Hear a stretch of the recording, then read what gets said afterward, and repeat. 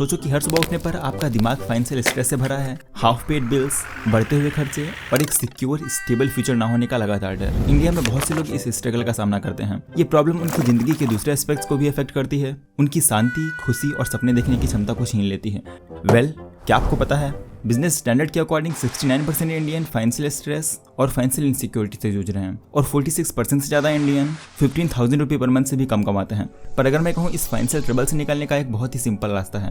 क्या आपने कभी सोचा है कि एक छोटी सी रोजाना की बचत आपको करोड़पति बना सकती है? और छोटी सी मेरा मतलब 50,000 मंथली सेव करने से नहीं है, बल्कि ऐसा आप एज लो एज 1000 से 5,000 रुपये मंथली सेव करने से भी कर सकते हैं।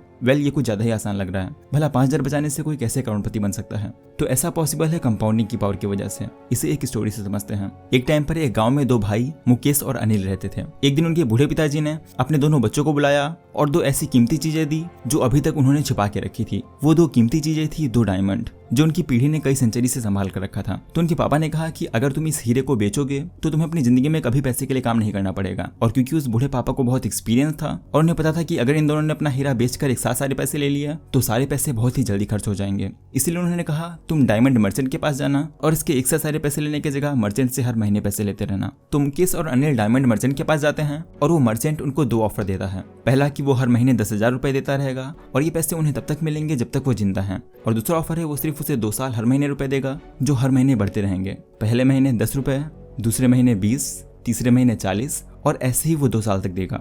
जिस पर अनिल तुरंत 10,000 रुपए पर मंथ वाले अमाउंट को मान लेता है क्योंकि ये लाइफ टाइम के लिए था और भला वो 10-20 रुपए के चिल्हड़ का क्या करता। पर मुकेश थोड़ा समझदार था। वो मर्चेंट से बोलता है कि वो सेकंड ऑप्शन चुनेगा, पर उसकी एक शर्त है कि वो उसे पैसे 2 साल तक नहीं बल्कि 2 साल और 1 महीने तक देगा। जिस पर अनिल मुकेश का मजाक उड़ाता है और बोलता है 1 महीने के एक्स्ट्रा चिल्हड़ से तुम्हारा क्या ही हो जाएगा। पर मर्चेंट उस डील को मान लेता है। तो क्या आपको पता है अनिल को पूरी जिंदगी में कितने रुपए मिलेंगे? अगर मान लें वो 50 साल और जिंदा रहेगा तो उसे पूरे 60,04,100 रुपए मिलेंगे। और अगर वो कोई जादुई बूटी पीकर 100 साल और जिंदा रहे तो उसे लगभग 12 करोड़ रुपए मिलेंगे। वहीं मुकेश जैसे सिर्फ 2 साल 1 महीने पैसे मिलने वाले हैं, उसे शुरुआत के 6 महीने में टोटल 630 रुपए मिलेंगे। क्या आप गेस कर सकते हैं ये 1 साल में कितना हो जाएगा? ये हो जाएगा टोटल 40,950 रुपीज। पूरे 2 साल में उसे लगभग 16.78 करोड़ रुपए मिल चुके होंगे। पर उसने तो 2 साल और 1 महीने की डील की थी। तो क्या आपको पता है कि उसे आखिरी के 25वें महीने पे कितना रुपए मिलेगा? 16.78 करोड़ रुपए।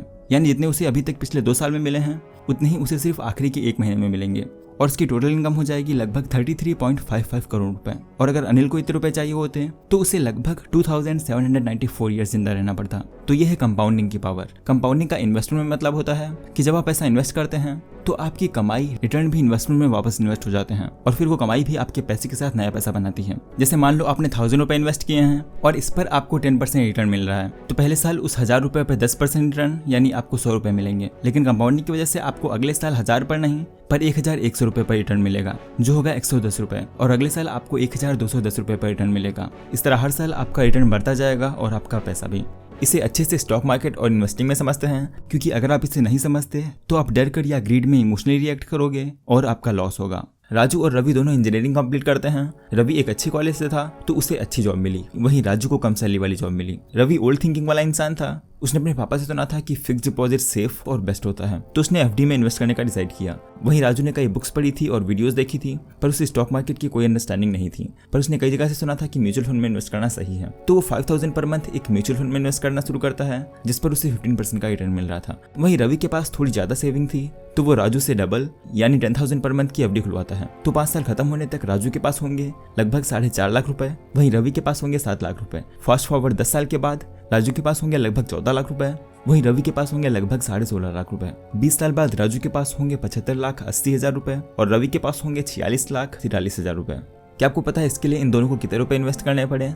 राजू को 12 लाख और रवि को 24 लाख। यानी राजू ने रवि के कंपैरिजन में आधे रुपए इन्वेस्ट किए, फिर भी उसे 29 लाख रुपए ज्यादा मिले, और ये हुआ सिर्फ एक सही इन्वेस्टमेंट डिसीजन से। और अगर इसको थोड़ा और बढ़ाएं, मान लेते हैं राजू 25 साल का था जब उसे जॉब मिली और उसे 55 साल पर रिटायरमेंट चाहिए, तो अगर यही 5,000 की इन्वेस्टमेंट लगातार करता रहे तो 30 साल के बाद उसके पास अराउंड 3.50 करोड़ रुपए होंगे। कई लोग कहेंगे 30 साल के बाद इन रुपए की वैल्यू इन्फ्लेशन की वजह से कम होगी, तो अगर इन्फ्लेशन भी लगाएं तो राजू के 3.5 करोड़ रुपए की वैल्यू आज के टाइम पर होगी लगभग 92 लाख रुपए, और रवि उसके 1 करोड़ की वैल्यू उतनी ही होगी जितने रुपए उसने अभी तक इन्वेस्ट किए हैं यानी 36 lakh.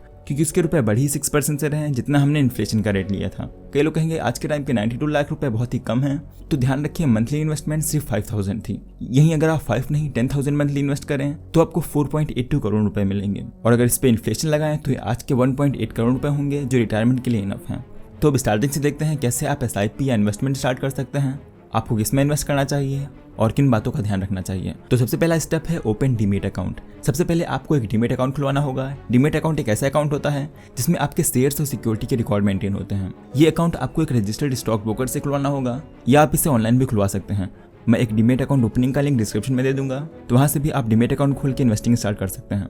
Step 2, demat account open होने के बाद आप अपने मेल में आए यूजर नेम और पासवर्ड से लॉगिन करके इन्वेस्टिंग स्टार्ट कर सकते हैं। तो यहाँ आप किसी भी कंपनी में इन्वेस्ट कर सकते हैं, जैसे कि रिलायंस या दूसरी बड़ी कंपनीज में। अगर आपको मार्केट की समझ नहीं है तो आप म्यूचुअल फंड में इन्वेस्ट कर सकते हैं। आप 2 तरह के म्यूचुअल फंड में इन्वेस्ट कर सकते हैं, एक्टिवली मैनेज्ड म्यूचुअल फंड और passively managed mutual funds. Active fund में एक प्रोफेशनल फंड मैनेजर होता है जो एक्टिवली स्टॉक और बॉन्ड को खरीदता और बेचता है मार्केट को बीट करने के लिए। फंड मैनेजर अपनी रिसर्च और एक्सपर्टीज का यूज करता है, मार्केट को एनालाइज करके इन्वेस्टमेंट डिसीजन लेता रहता है। पैसिवली मैनेज्ड म्यूचुअल फंड, जिन्हें इंडेक्स फंड भी बोलते हैं, जैसे कि निफ्टी 50, इस अप्रोच में फंड मैनेजर का रोल सिर्फ इंडेक्स से जुड़ी सिक्योरिटीज को होल्ड करना होता है और किसी एक्टिव ट्रेडिंग या इन्वेस्टमेंट डिसीजन की जरूरत नहीं होती। तो इन दोनों में बेटर कौन सा है?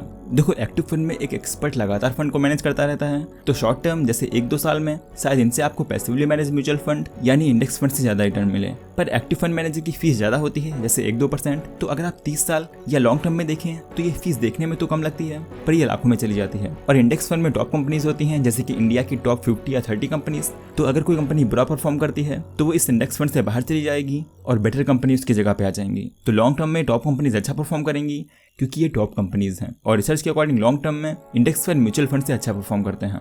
वॉरेन बफेट और कई बिग इन्वेस्टर भी इंडेक्स फंड को बेटर मानते हैं। अल्टीमेटली डिसीजन आपके इन्वेस्टमेंट ऑब्जेक्टिव्स, रिस्क टॉलरेंस और इन्वेस्टमेंट होराइजन पर डिपेंड करता है।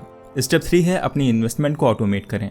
इस स्टेप में बारी है SIP करने की, यानी अपनी इन्वेस्टमेंट को ऑटोमेट करने की। इससे आपने जो भी म्यूचुअल फंड या इंडेक्स फंड चुना है उसमें डिसाइडेड अमाउंट हर महीने अपने आप इन्वेस्ट होता रहेगा। आप अपने बैंक अकाउंट को लिंक करके ऑटोमेट पेमेंट सेटअप कर सकते हैं, और एक बार सेटअप करने के बाद आपको कुछ भी नहीं करना होगा, बस आपको 10, 20 या 30 साल बाद अपनी इन्वेस्टमेंट देखना है। लास्ट में आपको एक इंटरेस्टिंग रूल के बारे में बताता हूँ।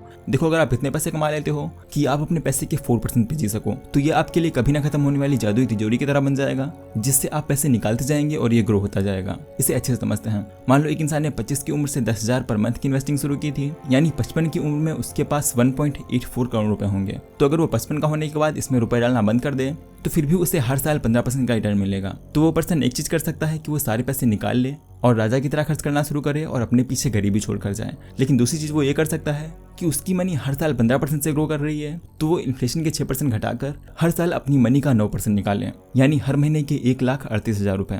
तो वो इस पर अच्छे से जी सकता है। और मजे की बात यह है कि उसके 1,84,00,000 रुपए सेफ रहेंगे, जो हर साल 6% से बढ़ते रहेंगे। एक और सिनेरियो देखते हैं। हर साल 15% रिटर्न में 6% हुआ इन्फ्लेशन, और अगर वो पर्सन इस पैसे को 5 एक्स्ट्रा % से बढ़ने दे, यानी टोटल 11% से ग्रो होने दे, और ईयरली सिर्फ 4% ही निकाले, तो उसके ये पैसे हर साल बढ़ते जाएंगे और उससे हर महीने 61,000 रुपए मिलेंगे। और क्योंकि उसका प्रिंसिपल अमाउंट बढ़ रहा है तो उसकी इनकम भी हर साल बढ़ती जाएगी, और साथ ही उसका प्रिंसिपल अमाउंट यानी वो 1,84,00,000 रुपए भी बढ़ते जाएंगे।